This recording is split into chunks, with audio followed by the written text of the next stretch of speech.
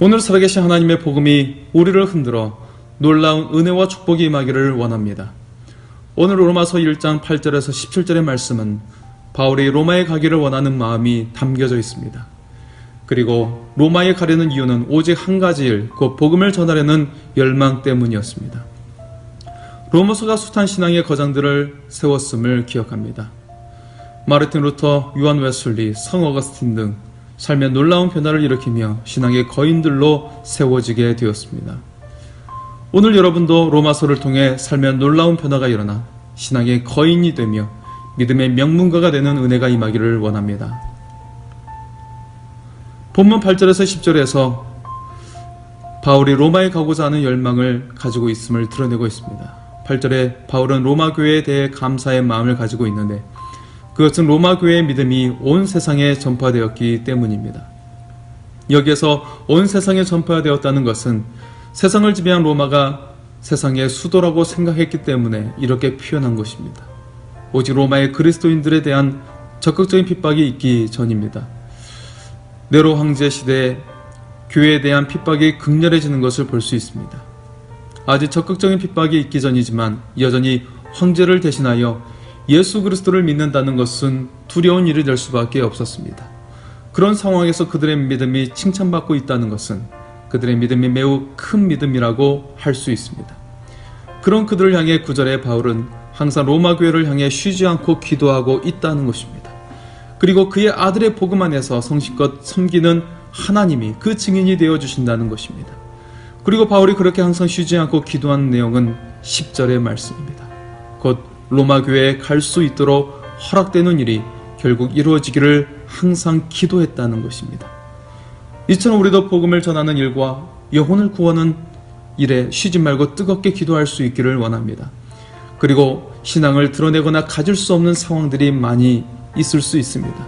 안 믿는 가정에서, 또한 식구들이 모일 때, 그리고 직장이나 학교에서 생활할 때든 우리가 이 가운데서도 로마 교회처럼 더욱 그 믿음이 드러나고 칭찬받는 하나님의 사람이 될 수 있기를 원합니다. 바울은 3차 전도여행을 마무리하며 고린도에 머물며 로마서를 기록하고 있습니다. 그의 복음의 열정으로 세상을 두루 다녀왔습니다. 전도여행은 도적의 위험과 파선의 위험과 잡힘과 얻어맞음과 심지어는 혼수 상태에 이르도록 구타를 당하며 생명의 위협이 계속되는 여정이었습니다. 어쩌면 바울은 전도여행이 처음 시작될 때부터 로마에 가려고 했을 것입니다. 그러나 그의 발행과는 달리 그의 생의 모든 전도여행을 마치고 복음 때문에 로마 황제에게 신문을 당하기 위해 로마로 끌려갈 때 비로소 그토록 가기를 열망했던 로마 교회를 방문할 수 있었습니다.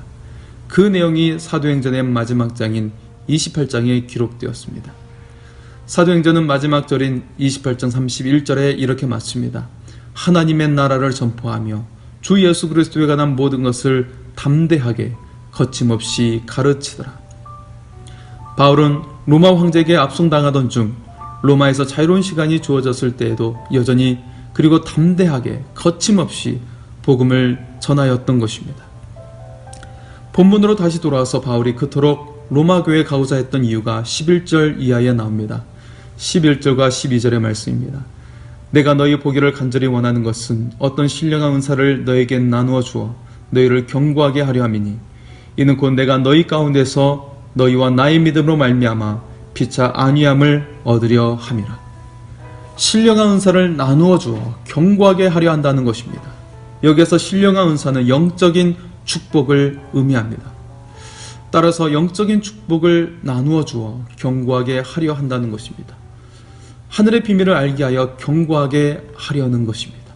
이어서 두 번째 이유가 13절에 나옵니다.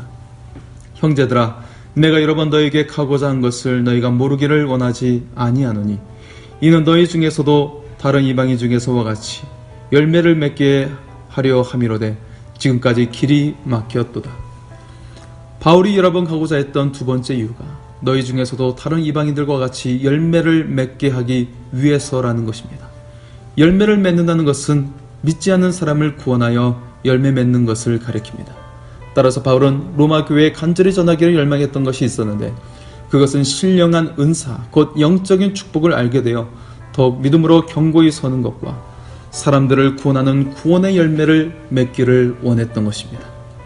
우리도 영적 축복에 눈을 떠서 믿음으로 견고히 서고 영혼 구원의 열매를 맺는 사람들이 되기를 원합니다.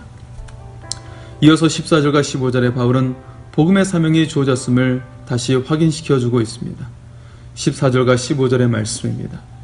헬라인이나 야만이나 지혜 있는 자나 어리석은 자에게 다 내가 빚진 자라. 그러므로 나는 할 수 있는 대로 로마에 있는 너희에게도 복음 전하기를 원하노라.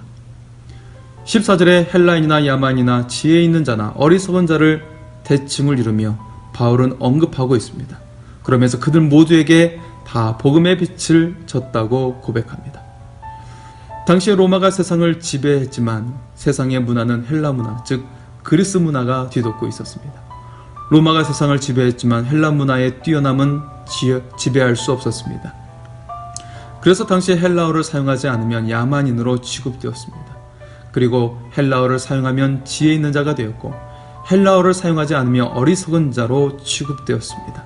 그런데 바울은 이러한 모든 사람에게 다 복음의 빛을 졌다고 고백합니다. 이어서 유명한 말씀이 등장합니다. 16절과 17절의 말씀입니다. 내가 복음을 부끄러워하지 아니하노니 이 복음은 모든 믿는 자에게 구원을 주시는 하나님의 능력이 됨이라. 먼저는 유대인에게요 그리고 헬라인에게로다. 복음에는 하나님의 의가 나타나서 믿음으로 믿음에 이르게 하나니 기록된 바 오직 의인은 믿음으로 말미암아 살리라 함과 같으니라. 이 구절이 수세기에 걸쳐 기라성 같은 신앙의 거인이 나오게 했다는 것을 기억합니다. 중세시대 부패한 가톨릭의 반대에 정면으로 승부를 걸며 개신교를 창시한 마르틴 루터도 이 말씀을 통해 회심하게 되었습니다. 로마의 스칼라 성당의 계단을 무릎으로 오르내리며 구원을 맛보려고 했지만 느껴지지 않았습니다. 그러나 기도하며 성경을 읽던 중 로마서 1장 17절 오직 의인은 믿음으로 말미암아 살리라는 말씀을 통해 사람의 노력과 의가 아니라 오직 구원은 하나님께서 은혜로 주시는 믿음으로 말미암아 주심을 깨닫게 된 것입니다. 감리교의 창시자 요한 웨슬리도 구원을 받기 위해 종교적 열심을 다했습니다.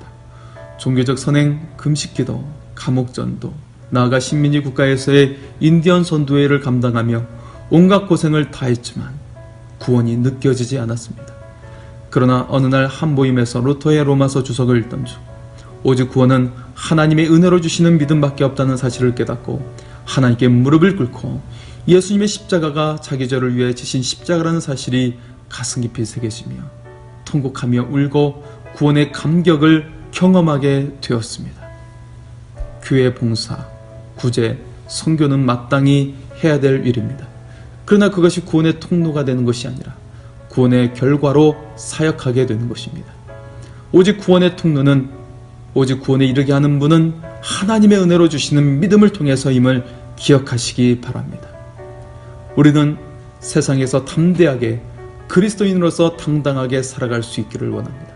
그러면 하나님께서도 여러분을 인정하시며 이 모든 것을 더하여 주실 것입니다.